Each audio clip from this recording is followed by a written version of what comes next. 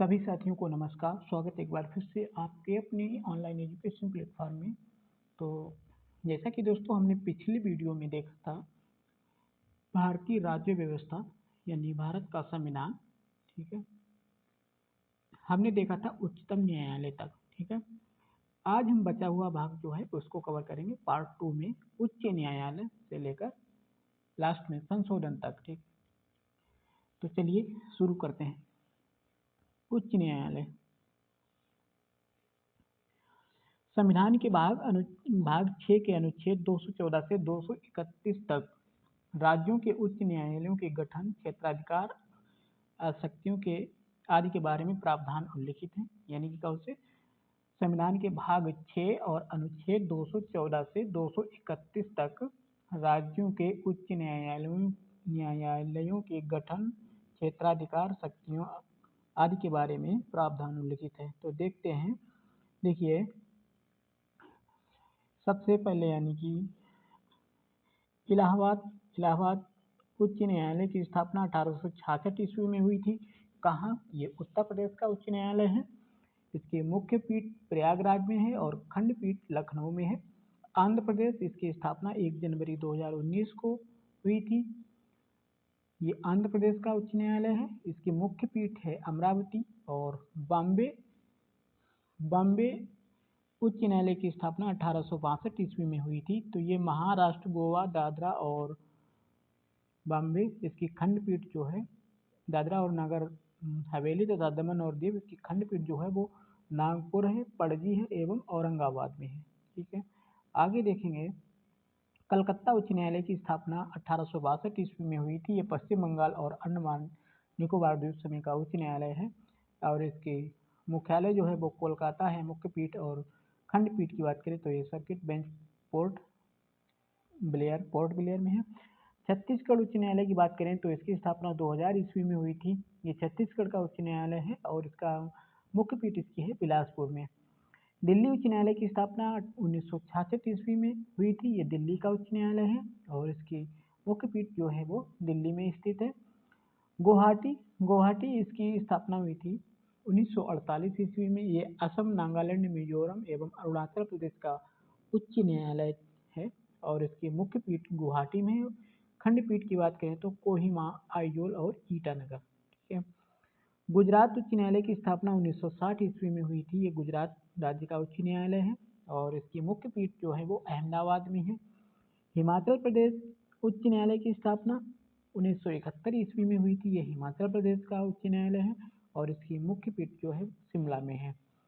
जम्मू एवं कश्मीर, ये 1928 ईस्वी में इसकी स्थापना हुई थी। ये जम्मू एवं कश्मीर एवं लद्दाख का उच्च न्यायालय है, जो कि इसका मुख्य पीठ जो श्रीनगर और जम्मू में है। फिर आता है झारखंड उच्च न्यायालय की स्थापना 2000 ईस्वी में हुई थी। ये झारखंड का उच्च न्यायालय है। इसका मुख्य पीठ की बात करें तो ये रांची में है। कर्नाटक की 1884 ईस्वी में इसकी स्थापना हुई थी। ये कर्नाटक राज्य का उच्च न्यायालय है और इसकी मुख्य पीठ है वो बंगलुरु में है। खंडपीठ की बात करें तो धारवाड़, गुलबर्गा में है। आगे आता है हमारा केरल की स्थापना की बात की जाए, केरल उच्च न्यायालय, तो ये 1956 ईस्वी में इसकी स्थापना हुई थी और केरल एवं लक्षद्वीप का ये उच्च न्यायालय है और इसकी मुख्य पीठ जो है वो एर्नाकुलम में है। मध्य प्रदेश उच्च न्यायालय की स्थापना 1956 ईस्वी में हुई थी। ये मध्य प्रदेश का उच्च न्यायालय है और इसकी मुख्य पीठ जो है वो जबलपुर में है। खंडपीठ की बात करें तो ग्वालियर और इंदौर में है। आगे आता है मद्रास की 1862 ईस्वी में इसकी स्थापना हुई थी। ये तमिलनाडु और पांडुचेरी यानी पुडुचेरी का उच्च न्यायालय है। इसकी मुख्य पीठ जो है वो चेन्नई में है और खंडपीठ है मदुरई। आगे आता है उड़ीसा उच्च न्यायालय की स्थापना 1948 ईस्वी में हुई थी। ये उड़ीसा राज्य का उच्च न्यायालय है और इसका मुख्य पीठ जो है वो कटक में है। फिर आता है पटना उच्च न्यायालय की स्थापना 1916 ईस्वी में हुई थी और इस बिहार का ये उच्च न्यायालय है और इसका मुख्य पीठ जो है वो पटना में है। पंजाब एवं हरियाणा, इसकी ये उच्च न्यायालय की स्थापना 1966 ईस्वी में हुई थी। ये पंजाब, हरियाणा और चंडीगढ़ का उच्च न्यायालय है जिसकी मुख्य पीठ है चंडीगढ़। इसके बाद में आता है राजस्थान। ठीक है, राजस्थान की बात करें तो राजस्थान उच्च न्यायालय की स्थापना 1949 ईस्वी में हुई थी। यह राजस्थान का उच्च न्यायालय है। इसकी मुख्य पीठ जोधपुर है और खंडपीठ जयपुर में स्थित है। सिक्किम उच्च न्यायालय की बात करें तो इसकी स्थापना 1975 ईस्वी में हुई थी। ये सिक्किम राज्य का उच्च न्यायालय है और इसकी मुख्य पीठ है वो गंगटोक में है। उत्तराखंड उच्च न्यायालय की बात करें तो उत्तराखंड राज्य का उच्च न्यायालय 2000 ईस्वी में इसकी स्थापना हुई थी। ठीक है, इसकी मुख्य पीठ जो है वो नैनीताल में है। मेघालय उच्च न्यायालय की बात करें तो इसकी मार्च 2013 में इसकी स्थापना हुई थी। ये मेघालय राज्य का उच्च न्यायालय है। इसकी मुख्य पीठ शिलांग में है। देखिए, मणिपुर, मेघालय, मणिपुर और त्रिपुरा, इन तीनों की स्थापना मार्च 2013 में हुई थी। ठीक है, मणिपुर ये इसकी जो मुख्य पीठ इम्फाल में है और त्रिपुरा की मुख्य पीठ जो है वो अगरतला में है। इसके बाद में आता है तेलंगाना, जो कि 1 जनवरी 2019 को इसकी स्थापना हुई थी। ये तेलंगाना का उच्च न्यायालय है और इसकी मुख्य पीठ है वो हैदराबाद में है। ठीक है, तो ये थे उच्च न्यायालय। आगे देखेंगे हम लोग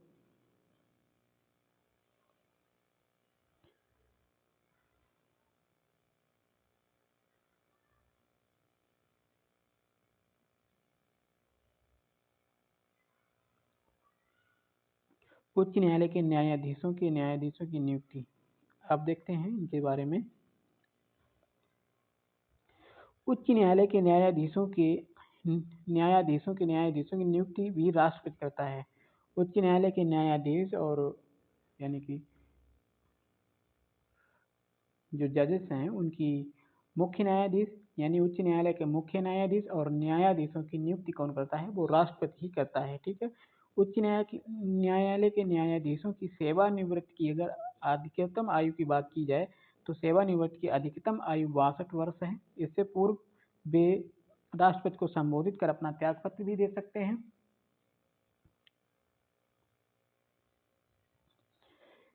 इसके बाद में अनुच्छेद 215 के अनुसार प्रत्येक उच्च न्यायालय एक अभिलेख न्यायालय होता है और केंद्र शासित प्रदेशों में दिल्ली एवं जम्मू और कश्मीर के पास अपना उच्च न्यायालय है। भारत में वर्तमान में कुल 25 उच्च न्यायालय हैं। कितने? 25 उच्च न्यायालय हैं और 1862 में सर्वप्रथम तत्कालीन कलकत्ता, बम्बई और मद्रास में उच्च न्यायालयों की स्थापना हुई थी। ठीक है, आगे देखेंगे उच्च न्यायालय की शक्तियां क्या हैं।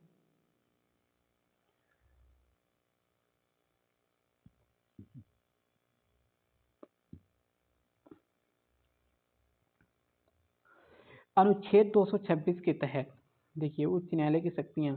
अनुच्छेद 226 के तहत नागरिकों के मौलिक अधिकारों और अन्य अधिकारों की रक्षा हेतु उच्च न्यायालय को रिट जारी करने का अधिकार है। किसके तहत?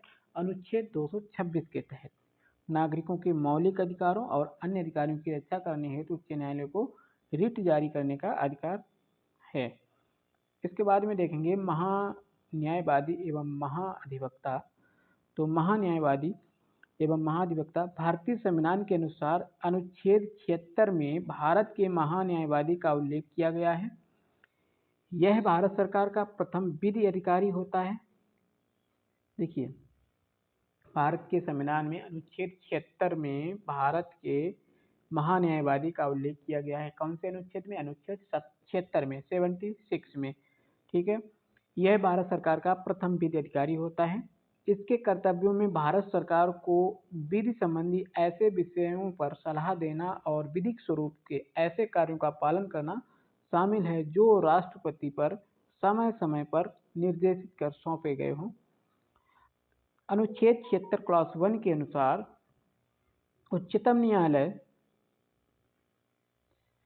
अनुच्छेद 76 क्लास 1 के अनुसार उच्चतम न्यायालय के न्यायाधीशों की योग्यता यानी कि उच्चतम न्यायालय की न्यायाधीश की योग्यता रखने वाले व्यक्ति को राष्ट्रपति महान्यायवादी पद पर नियुक्ति करता है। ठीक है, तो जो भारत के न्यायाधीश की योग्यता होती है वही योग्यता भारत के महान्यायवादी की होनी चाहिए। महान्यायवादी ये राष्ट्रपति के प्रसादापर्यंत पद धारण करता है। आगे देखेंगे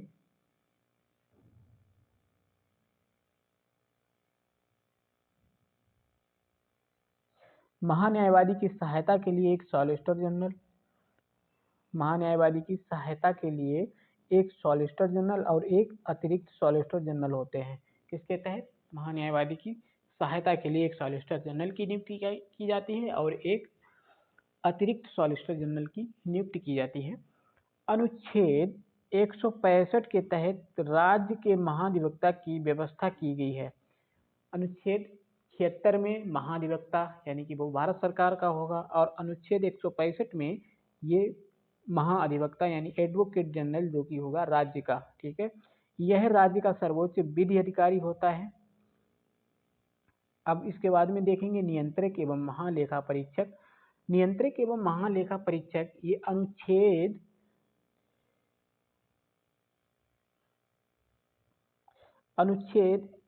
148 के अनुसार भारत का एक नियंत्रक एवं महालेखा परीक्षक होगा जिसकी नियुक्ति राष्ट्रपति करेगा। कौन करेगा? जिसकी नियुक्ति राष्ट्रपति के द्वारा की जाएगी। इसके कार्यकाल की बात की जाए तो इसका कार्यकाल जो होता है, नियंत्रक एवं महालेखा परीक्षक का कार्यकाल होता है 6 वर्ष होता है। यदि इससे पूर्व वह 65 वर्ष की आयु प्राप्त कर लेता है तो वह इस पद से अवकाश ग्रहण कर लेगा। यानी कि इसकी कार्यकाल की अवधि क्या होती है? कार्यकाल की अवधि होती है 6 वर्ष या 65 वर्ष से अधिक नहीं होनी चाहिए। ठीक है, जब ये 65 वर्ष का हो जाएगा तब ये अवकाश ग्रहण कर लेगा या 6 वर्ष तक। ठीक है, वह केंद्र सरकार के लेखा से संबंधित रिपोर्ट राष्ट्रपति को देता है जो उसे संसद के पटल पर रखवाते हैं। ठीक है, महालेखा लेखा नियंत्रक एवं परीक्षक की काम क्या होता है? वो केंद्र सरकार का जो लेखा जोखा होता है, लेखा रिपोर्ट होती है, वो राष्ट्रपति को देता है। ठीक है, जो उसे संसद के पटल पर रखवाते हैं। वह राज्य सरकार के लेखा से संबंधित रिपोर्ट राज्यपाल को देता है। जो राज्य सरकार के लेखा से संबंधित रिपोर्ट होती है वो राज्यपाल को दी जाती है जो उसे विधानमंडल के पटल पर रखवाते हैं। इसके बाद में आते हैं भारत की संचित निधि। भारत की संचित निधि अनुच्छेद 266 के तहत, किसके तहत? अनुच्छेद 266 के तहत भारत और राज्यों की संचित निधियों और लोक लेखा का प्रावधान किया गया है। अनुच्छेद 266 के तहत भारत और राज्यों की संचित निधियों और लोक लेखा का प्रावधान किया गया है। संसद द्वारा विनियोग विधेयक, किससे? विनियोग विधेयक पारित करके ही कोई धनराशि भारत की संचित निधि से निकालकर व्यय की जाती है। सीधे सीधे कोई धन नहीं निकाला जा सकता है। किसके द्वारा? संसद द्वारा जो विनियोग विधेयक पारित किया जाता है उससे ही कोई धनराशि भारत की संचित निधि से निकाली जा सकती है। इसके बाद में आती है आकस्मिकता निधि। आकस्मिकता निधि की बात करें तो इस संविधान का अनुच्छेद 267 के तहत, ठीक है, संचित निधि 266 के तहत और आकस्मिकता निधि, जो आकस्मिकता निधि है वो संसद यानी अनुच्छेद 267 के तहत संसद और राज्य विधानमंडल को भारत या राज्य की आकस्मिकता निधि सृजित करने की शक्ति देता है। आगे देखेंगे राज्य की कार्यपालिका। ठीक है, अब देखेंगे क्या? राज्य की कार्यपालिका। देखिए, भारतीय संविधान के भाग 6 के अंतर्गत अनुच्छेद 153 से 167 तक, कौन से? अनुच्छेद 153 से 167 तक राज्य कार्यपालिका के बारे में बताया गया है कि राज्य कार्यपालिका में राज्यपाल, मुख्यमंत्री, मंत्री परिषद और महाधिवक्ता शामिल होते हैं। कौन कौन से? देखिए, भारत के संविधान के भाग 6, ठीक है, भारतीय संविधान के भाग 6 के अंतर्गत अनुच्छेद 153 से लेकर 167 तक राज्य कार्यपालिका के बारे में है। राज्य कार्यपालिका के अंतर्गत कौन कौन आते हैं? तो राज्य कार्यपालिका में राज्यपाल, मुख्यमंत्री, मंत्री परिषद और महाधिवक्ता ये शामिल होते हैं। ठीक है, आगे देखेंगे राज्यपाल। अनुच्छेद 153 के अनुसार कितना, ये पूछा जाता है एग्जाम में। ठीक है, तो 153 के अनुसार प्रत्येक राज्य का एक राज्यपाल होता है। किस अनुच्छेद के अनुसार? अनुच्छेद 153 के अनुसार प्रत्येक राज्य का एक राज्यपाल होता है। किसी एक ही व्यक्ति को या दो या दो से अधिक राज्यों का राज्यपाल भी नियुक्त किया जा सकता है। यानी कि किसी एक प्रदेश का यानी एक व्यक्ति को दो या दो से अधिक राज्यों का राज्यपाल या एक, ठीक है, एक राज्य का राज्यपाल नियुक्त किया जा सकता है। वो अनुच्छेद किसके तहत? अनुच्छेद 153 के तहत।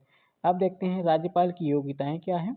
तो राज्यपाल की वही योग्यताएं हैं कि वह भारत का नागरिक हो और 35 वर्ष की आयु पूरी कर चुका हो। ठीक है, ये आता है, क्वेश्चन आता है कि 35 वर्ष की, यानी कि राज्यपाल के बनने की न्यूनतम आयु क्या है? तो न्यूनतम आयु जो है वो 35 वर्ष की आयु होनी चाहिए। ठीक है, 35 से कम नहीं होना चाहिए। अब देखते हैं इसकी नियुक्ति और पदावधि। राज्यपाल की नियुक्ति राष्ट्रपति के द्वारा सामान्यतः 5 वर्ष की अवधि के लिए की जाती है। कितने वर्षों के लिए? 5 वर्षों के लिए। कौन करता है? राष्ट्रपति करता है। तो राज्यपाल राष्ट्रपति के प्रसादापर्यंत पद धारण करता है। किसके अंतर्गत?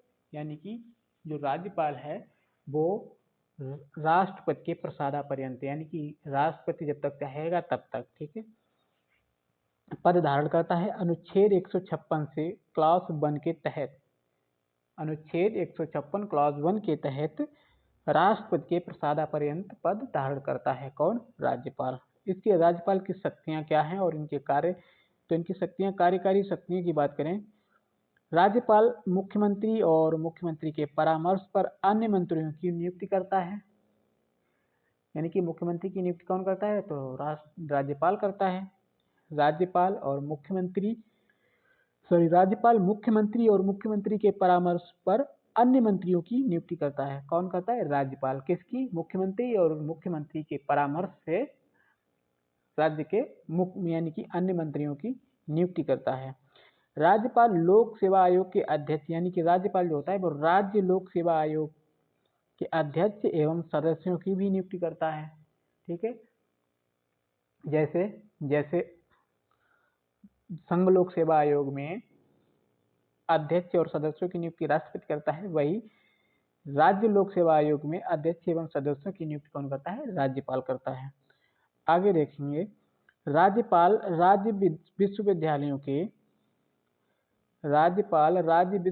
की कुलपतियों की नियुक्ति करता है। किसकी?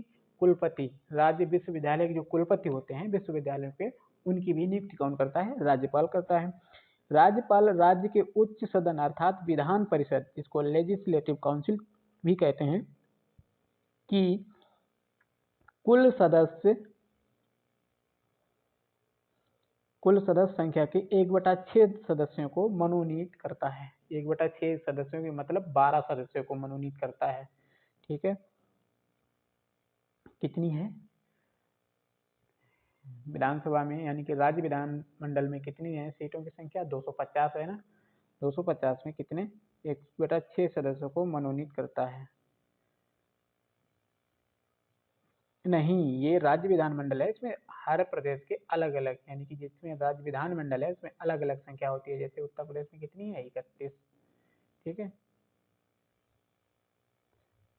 सॉरी, उत्तर प्रदेश में कितनी है? उत्तर प्रदेश में 100 है, जिसमें से साहित्य, कला, विज्ञान, समाज सेवा और सहकारिता के क्षेत्र में विशेष ज्ञान एवं अनुभव जो रखते हैं उनको राज्यपाल नियुक्ति करता है। ठीक है, वो राज्यसभा की बात है। राज्यसभा में कितनी है? 250 है, जिसमें 12 जो सदस्य हैं वो राष्ट्रपति मनोनीत करता है। ठीक है, साहित्य, कला, विज्ञान और समाज सेवा एवं सहकारिता के क्षेत्र में। ठीक है, आगे देखेंगे विधायी शक्तियां। राज्यपाल को विधायी शक्तियां कौन कौन सी हैं? तो राज्यपाल राज्य विधानमंडल के सत्र को आहूत, संबोधित,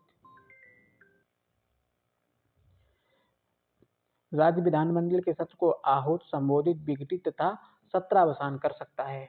ठीक है, जो राज्य विधानमंडल है उसको क्या कर सकता है? उसको आहूत कर सकता है, यानी कि बैठक को बुला सकता है, संबोधित कर सकता है, विघटित कर सकता है और सत्रावसान कर सकता है। ये राज्यपाल की जो विधायी शक्तियां हैं।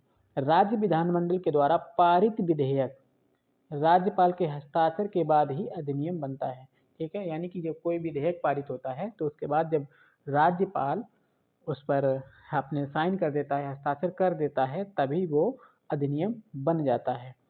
आगे है कि यदि किसी विषय पर तत्काल कार्यवाही की आवश्यकता हो परंतु उस समय राज्य विधानमंडल का सत्र न चल रहा हो तो ऐसी स्थिति में अनुच्छेद अनुच्छेद 213 के अनुसार राज्यपाल अध्यादेश जारी कर सकता है। राज्यपाल अध्यादेश किस अनुच्छेद के तहत जारी करेगा? 213, ठीक है। 213 अनुच्छेद के तहत राज्यपाल अध्यादेश जारी कर सकता है।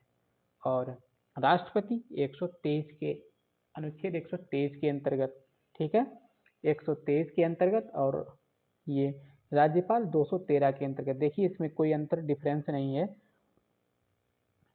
इसमें 213 दिया गया है और उसमें 123, यानी कि वही 3 अंक है, ठीक है। बस अंकों का फेरबदल है, इतना ध्यान रखिए, ये पूछा जाता है एग्जाम में।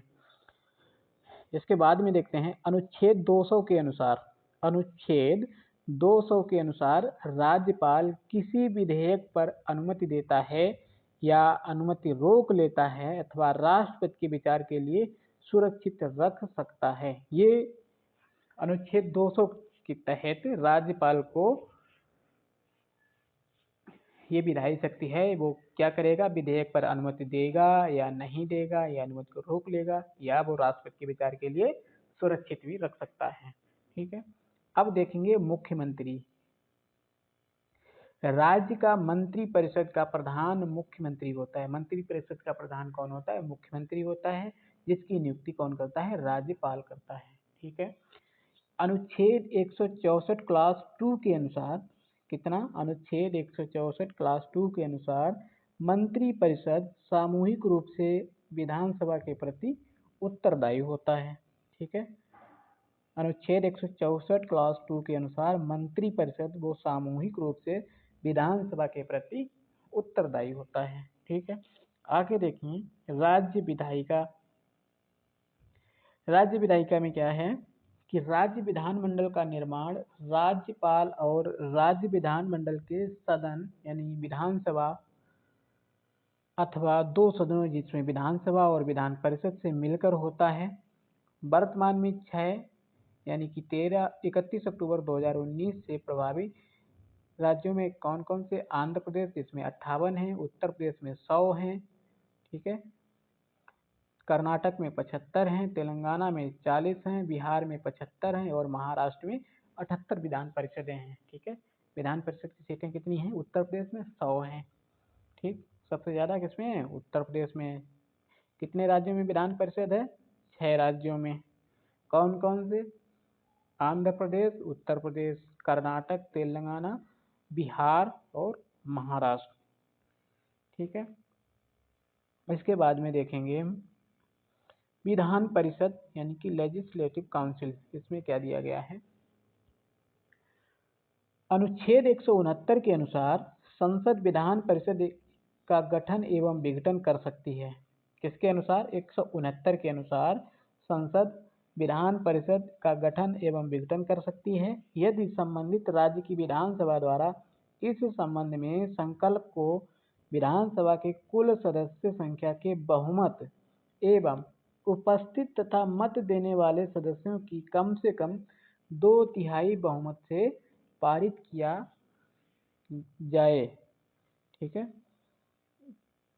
यानी कि अनुच्छेद 169 के अनुसार संसद विधान परिषद का गठन और विघटन कर सकती है, ठीक है। कब? यदि राज्य की विधानसभा द्वारा ये संकल्प यानी कि संकल्प को विधानसभा के कुल सदस्य संख्या के बहुमत या उपस्थित यानी कि बहुमत एवं उपस्थित या जो मत देने वाले सदस्यों से के यानी कम से कम 2/3, ठीक है, 2/3 बहुमत से पारित किया जाएगा। आगे है विधान परिषद। विधान परिषद राज्य विधानमंडल का उच्च सदन होता है। जैसे जैसे भारत सरकार यानी कि भारत का लोकसभा और राज्यसभा 2 विधानमंडल हैं, ठीक है, 2 विधानमंडल हैं। पहला लोकसभा, दूसरा राज्यसभा। राज्यसभा उच्च सदन है, ठीक है, 2 सदन है, राज्यसभा उच्च सदन है और लोकसभा निम्न सदन है, ठीक है। वैसे ही राज्य का विधान परिषद राज्य विधानमंडल का उच्च सदन होता है और विधानसभा ये निम्न सदन होता है राज्य विधानमंडल का, ठीक है। आगे देखते हैं विधान परिषद के कुल सदस्यों की संख्या संबंधित राज्य के विधानसभा सदस्यों यानी कि विधानसभा सदस्यों की कुल संख्या के अधिकतम कुल संख्या के अधिकतम यानी कि 1/3 और 40 से कम नहीं हो सकती है। ठीक है, विधान परिषद के कुल सदस्यों की संख्या संबंधित यानी कि राज्य विधानसभा में कितने सदस्य हैं, ठीक है, उसका 1/3 या 40 से कम नहीं होगी। ठीक, आगे है, विधान परिषद का सदस्य बनने के लिए न्यूनतम आयु सीमा 30 वर्ष होनी चाहिए। कितनी? 30 वर्ष होनी चाहिए। विधान परिषद एक स्थायी सदन है, यह कभी भंग नहीं होता है। जैसे राज्यसभा है एक स्थायी सदन जो कभी भंग नहीं होता है, वैसे ही विधान परिषद है, ये राज्य विधानमंडल है, ये राज्य विधान परिषद यानी कि ये स्थायी सदन है, यह कभी भंग नहीं होता है। परंतु इसका उत्साधन यानी समाप्त किया जा सकता है। इसमें क्या है, ये कभी भंग नहीं किया जा सकता है, परंतु इसको कभी भी समाप्त किया जा सकता है, ये है। ठीक है, विधान परिषद के प्रत्येक सदस्य का कार्यकाल कितना होता है? 6 वर्ष होता है, परंतु प्रत्येक दूसरे वर्ष 1/3 यानी 1/3 सदस्य अपना कार्यकाल पूरा करके अवकाश ग्रहण कर लेते हैं और उनके स्थान पर नवीन सदस्य निर्वाचित होते हैं। ठीक है, विधान परिषद के सदस्यों का निर्वाचन अप्रत्यक्ष रूप से होता है। ठीक है, कैसे होता है? अप्रत्यक्ष रूप से होता है। इसके बाद में देखेंगे विधानसभा। आप देखिए विधानसभा, विधानसभा असेंबली, विधानसभा को निम्न सदन भी कहा जाता है। अनुच्छेद 170 के तहत विधानसभाओं की संरचना का उल्लेख किया गया है। किस आर्टिकल के तहत? 170 के तहत विधानसभा की संरचनाओं का उल्लेख किया गया है। विधानसभा के सदस्यों का कार्यकाल कितना होता है? तो इनका सदस्यों का जो कार्यकाल होता है वो 5 वर्ष होता है। कितना होता है? 5 वर्ष होता है। ठीक है, आगे देखेंगे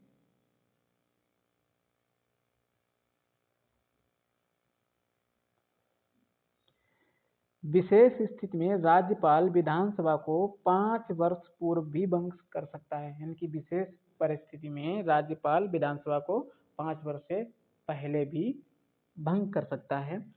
या विधानसभा सदस्य निर्वाचित होने के लिए न्यूनतम आयु सीमा 25 वर्ष होती है। विधानसभा यानी कि विधानसभा में यानी विधानसभा का सदस्य बनने के लिए न्यूनतम आयु कितनी होनी चाहिए? 25 वर्ष। ठीक है, यानी कि जो विधायक बनते हैं वो 25 वर्ष से कम नहीं होनी चाहिए। विधानसभा सदस्यों का चुनाव कैसे होता है? वो वयस्क मताधिकार द्वारा प्रत्यक्ष रूप से किया जाता है। विधानसभा के सदस्यों का चुनाव कैसे होता है? वयस्क मताधिकार द्वारा, यानी कि जो 18 वर्ष की आयु पूरी कर चुके हैं उनका वोट बनता है और वही लोग उसमें मतदान करते हैं। प्रत्यक्ष रूप से होता है जैसे कि लोकसभा के सदस्यों का होता है। ठीक, आगे है, प्रत्येक राज्य विधानसभा में अधिकतम 500 और तथा न्यूनतम 60 सदस्य हो सकते हैं। कितने हो सकते हैं? अधिकतम 500 होंगे और न्यूनतम 60 सदस्य हो सकते हैं। जैसे कि उत्तर प्रदेश की विधानसभा में कितने हैं सीटें? तो 403 हैं। ठीक है, और न्यूनतम कितनी होनी चाहिए? 60 सदस्य होते हैं। वही अपवाद स्वरूप गोवा और मिजोरम में कितनी है? 40, और सिक्किम में कितने हैं? 32 विधानसभा सदस्य निर्धारित हैं। ठीक है, ये एक अपवाद है, ये इंपॉर्टेंट है। गोवा मिजोरम में 40 है और सिक्किम में कितने हैं? 32। आगे देखेंगे भारत के राष्ट्रीय चिन्ह। ठीक है, भारत के राष्ट्रीय चिन्ह, भारत के राष्ट्रीय चिन्ह राष्ट्रीय प्रतीक यानी कि सारनाथ स्थित सम्राट अशोक के सिंह स्तंभ के शीर्ष भाग को भारत सरकार द्वारा 26 जनवरी 1950 को राष्ट्रीय प्रतीक के रूप में अपनाया गया। कब? 26 जनवरी 1950 को। इसके निचले भाग पर सत्यमेव जयते, निचले भाग पर सत्यमेव जयते देवनागरी लिपि में लिखा गया है, जिसे मुंडकोपनिषद से लिया गया है। ये इंपॉर्टेंट है, ये आता है क्वेश्चन। ठीक है, जो सत्यमेव जयते है वो कहाँ से लिया गया है? तो इसमें मुंडकोपनिषद से लिया गया है। आगे आएगा हमारा राष्ट्रगान। राष्ट्रगान जन गण मन को संविधान सभा द्वारा 24 जनवरी 1950 को भारत के राष्ट्रगान के रूप में स्वीकार किया गया। कब? 24 जनवरी 1950 में। ठीक है, इसके रचयिता रविंद्रनाथ टैगोर हैं और इसे गाने का समय वो 52 सेकंड निर्धारित किया गया है, जबकि संक्षिप्त रूप से इसे 20 सेकंड में भी गाया जा सकता है। इसे सर्वप्रथम 27 दिसंबर 1911 को भारतीय राष्ट्रीय कांग्रेस के कलकत्ता अधिवेशन में गाया गया था, जिसके अध्यक्ष थे बिशन नारायण दर। ठीक है, ये इम्पोर्टेंट है, यानी कि जब हमारा राष्ट्रीय गान है जनगण मन, ये सबसे पहले कब गाया गया था? 27 दिसंबर 1911 में कलकत्ता अधिवेशन में गाया गया था। उस समय कांग्रेस के अध्यक्ष कौन थे? तो बिशन नारायण दर थे। ठीक है, आगे देखेंगे हम राष्ट्रगीत। राष्ट्रगीत की बात करें तो इसमें वंदे मातरम जो है वो हमारा राष्ट्रीय गीत है। वंदे मातरम को राष्ट्रगीत के रूप में कब? 24 जनवरी 1950 को स्वीकार किया गया था। ठीक है, 24 जनवरी 1950 को स्वीकार किया गया था।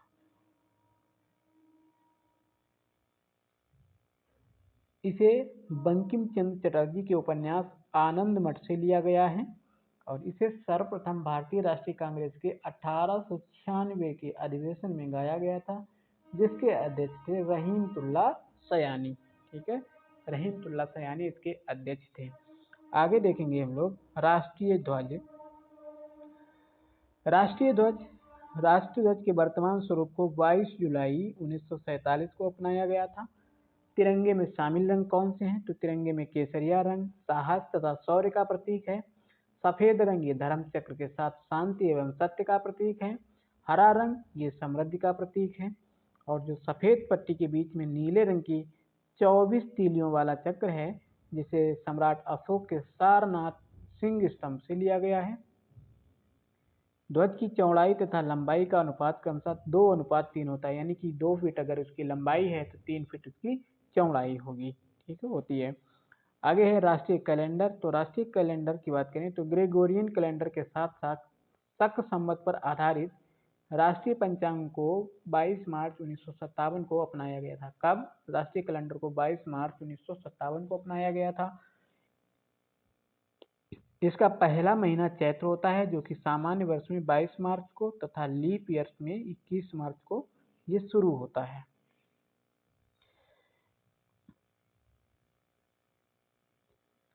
भारत का राष्ट्रीय पशु बाघ है, जिसका वैज्ञानिक नाम है पैंथेरा टाइगर्स। ठीक है, मोर ये राष्ट्रीय पक्षी है, जिसका वैज्ञानिक नाम पावो क्रिस्टेटस है। गंगा नदी ये राष्ट्रीय नदी है हमारी। ठीक है, जलीय जीव के रूप में गंगा डॉल्फिन को, जिसको सोंस कहते हैं, इसको मान्यता प्रदान की गई है। हाथी को राष्ट्रीय विरासत पशु का दर्जा प्रदान किया गया है। अब हम देखेंगे पंचायती राज।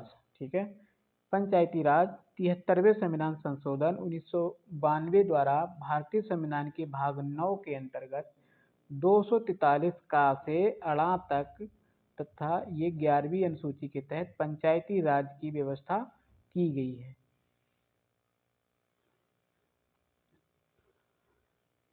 दो अक्टूबर 1959 को तत्कालीन प्रधानमंत्री जवाहरलाल नेहरू के द्वारा पंचायती राज का उद्घाटन राजस्थान के नागौर जिले में किया गया था। ठीक है, तो सबसे पहले पंचायती राज कहाँ प्रारंभ हुआ? तो पंचायती राज की शुरुआत हुई थी 2 अक्टूबर 1959 ईस्वी को राजस्थान के नागौर जिले से इसकी शुरुआत हुई थी। तो इसकी शुरुआत किसने की थी? उद्घाटन किया था जवाहरलाल नेहरू ने। ठीक है, जो वर्तमान में भारत के प्रधानमंत्री थे। इसके बाद में आंध्र प्रदेश, ये आंध्र प्रदेश दूसरा राज्य था जहां 11 अक्टूबर 1959 को पंचायती राज का शुभारंभ किया गया था। 73वें संविधान संशोधन अधिनियम द्वारा पंचायती राज के त्रिस्तरीय ढांचे, यानी कि ग्राम स्तर पर ग्राम पंचायत, खंड स्तर पर पंचायत समिति और तथा जिला स्तर पर जिला परिषद के गठन की व्यवस्था की गई थी। ठीक है, पंचायती राज से संबंधित समितियां हैं, ये इम्पॉर्टेंट हैं। देखिए, पंचायती राज से संबंधित जो समितियां हैं, बलवंत राय मेहता समिति है 1957 में, इन्होंने त्रिस्तरीय पंचायत की सिफारिश की थी। अशोक मेहता समिति 1977 ईस्वी में, जीवे के राव यानी कि जी बी के राव समिति 1985 में, एल एम सिंघवी समिति 1986 में और पी के थुंगन समिति ये 1988 ईस्वी में समितियों की सिफारिश की गई थी। महिलाओं के लिए प्रत्येक स्तर पर 1/3 आरक्षण की व्यवस्था की गई है। पंचायतों का कार्यकाल 5 वर्ष निर्धारित किया गया है, जो समय के पूर्व पंचायत भंग होने पर निर्वाचन यानी कि 6 माह के अंदर निर्वाचन करवाना अनिवार्य होता है। 11वीं अनुसूची में वर्णित कुल 29 विषयों पर पंचायतों को कानून बनाने की शक्ति प्रदान की गई है। कितने? 29 विषयों पर पंचायतों को कानून बनाने की शक्ति प्रदान की गई है। इसके बाद में आएंगे, देखते हैं नगर पालिकाएं। नगर पालिकाएं की बात करें तो ये नगर पालिकाएं हैं 74वें संविधान संशोधन अधिनियम के द्वारा संविधान के भाग 9 का अनुच्छेद 243 ता से 243 या छा तक तथा 12वीं अनुसूची को जोड़ा गया है। इसमें नगर पालिकाओं से संबंधित प्रावधान किए गए हैं। नगर पालिका मुख्यतः 3 प्रकार की होती हैं: नगर पंचायत, नगर पालिका परिषद और नगर निगम। नगर पालिकाओं में महिलाओं के लिए 1/3 स्थान आरक्षित हैं। नगर पालिकाओं का कार्यकाल 5 वर्ष का होता है। सर्वप्रथम 1688 ईस्वी में मद्रास में नगर निगम की स्थापना की गई थी। कहाँ की गई थी? सबसे पहले नगर निगम की स्थापना मद्रास में की गई थी। कब की गई थी? 1688 ईस्वी में। आगे आता है, अब देखेंगे हम लोग लोक सेवा आयोग। लोक सेवा आयोग भारतीय संविधान के अनुच्छेद 315 के तहत संघ और राज्यों के लिए लोक सेवा आयोग की व्यवस्था की गई है। संघ लोक सेवा आयोग के अध्यक्ष तथा सदस्यों की नियुक्ति राष्ट्रपति के द्वारा की जाती है। ठीक है, किसके द्वारा की जाती है? राष्ट्रपति के द्वारा की जाती है। संघ लोक सेवा आयोग के अध्यक्ष एवं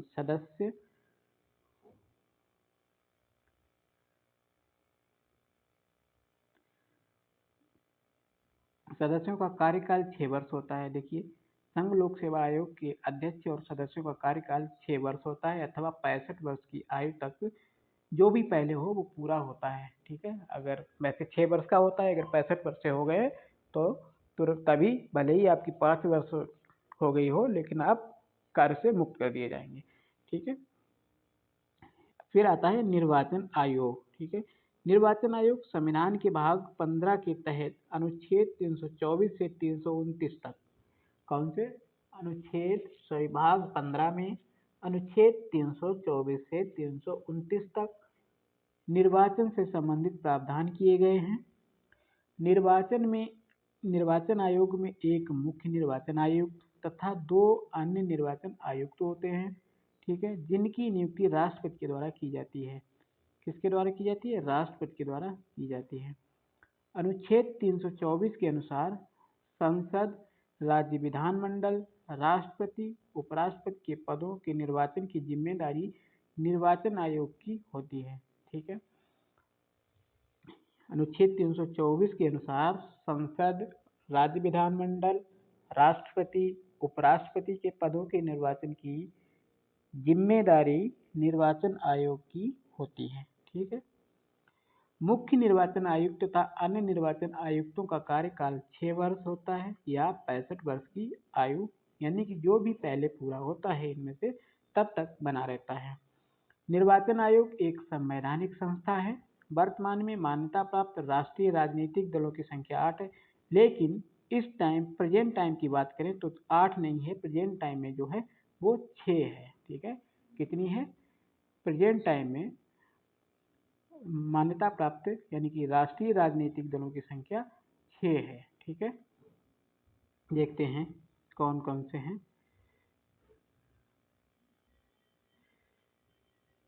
देखिए, राष्ट्रीय कांग्रेस,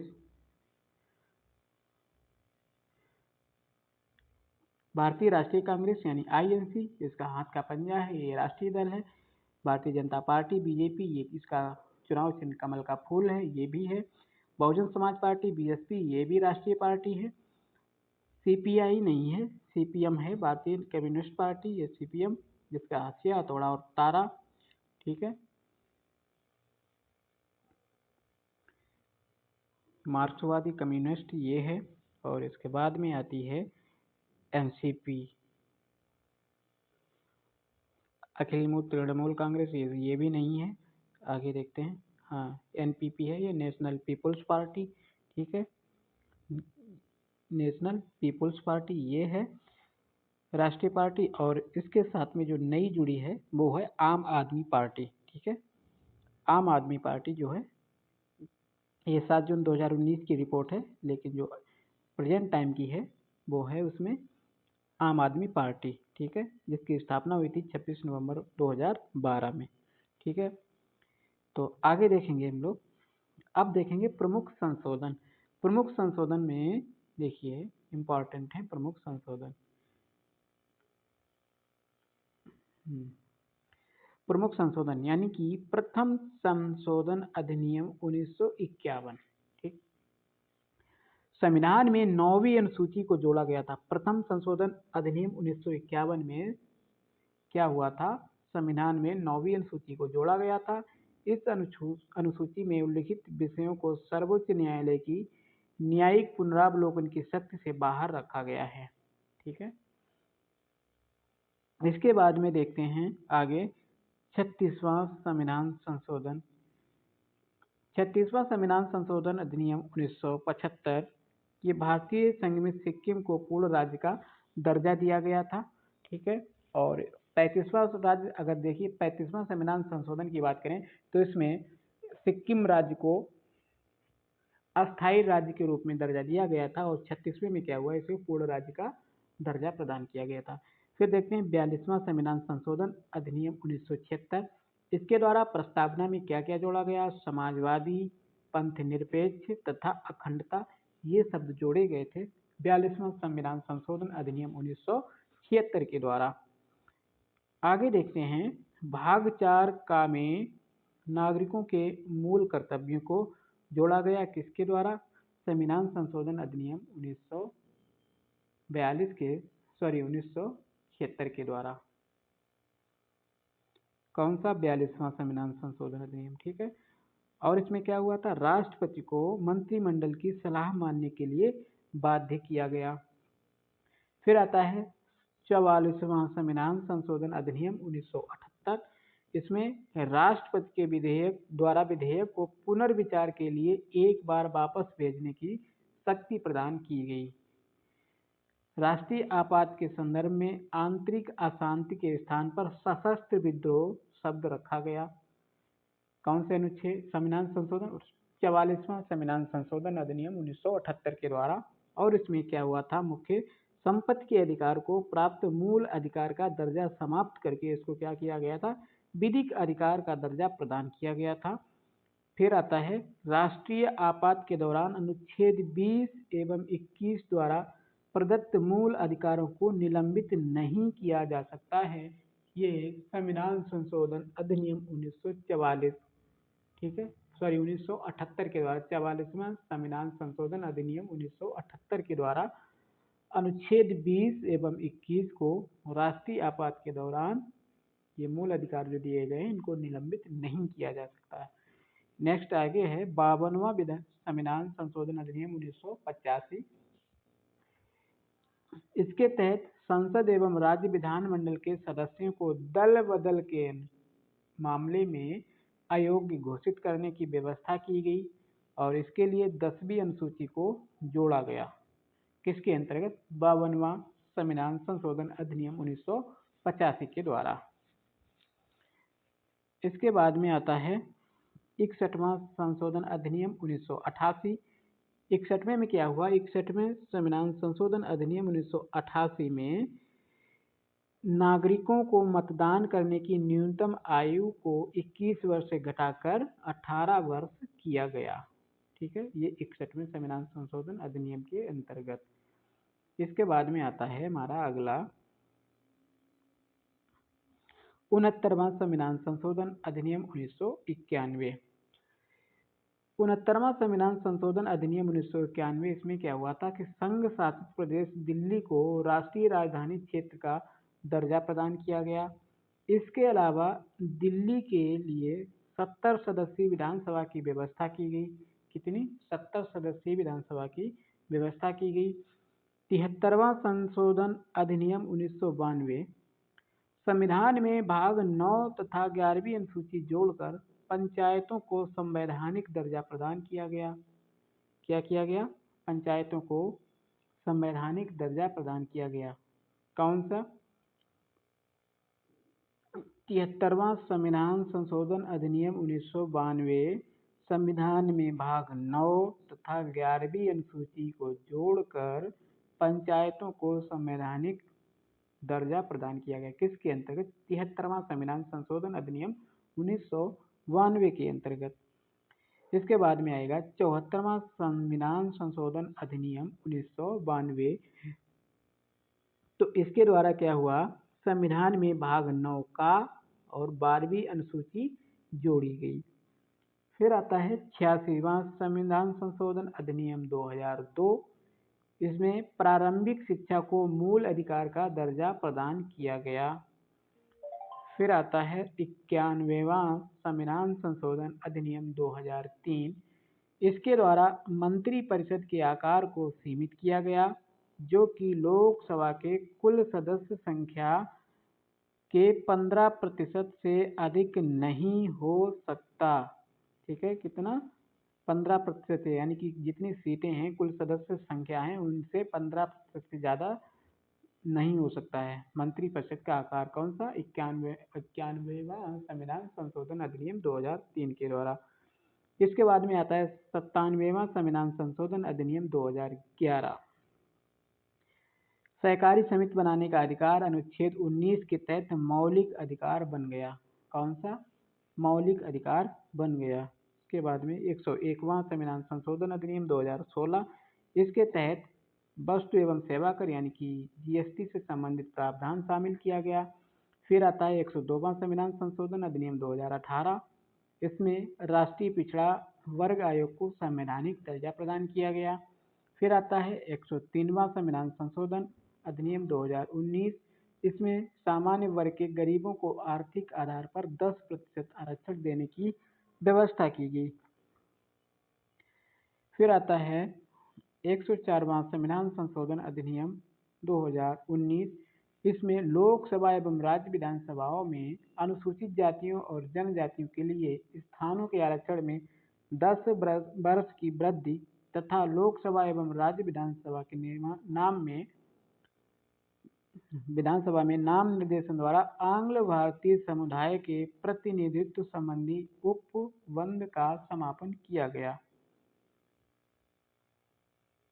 इसके बाद में आता है 105वां संविधान संशोधन अधिनियम 2021। यह अधिनियम सामाजिक एवं शैक्षणिक रूप से पिछड़े वर्गों यानी SEBC की पहचान करने एवं निर्दिष्ट करने हेतु राज्य एवं केंद्र शासित प्रदेशों की शक्ति को पुनर्स्थापित करता है। ठीक है, तो ये थे हमारे संशोधन। आज हमारा यहीं पर संविधान समाप्त होता है। संविधान को हमने 2 पार्ट में विभाजित किया था, एक पार्ट 1 और दूसरा पार्ट 2।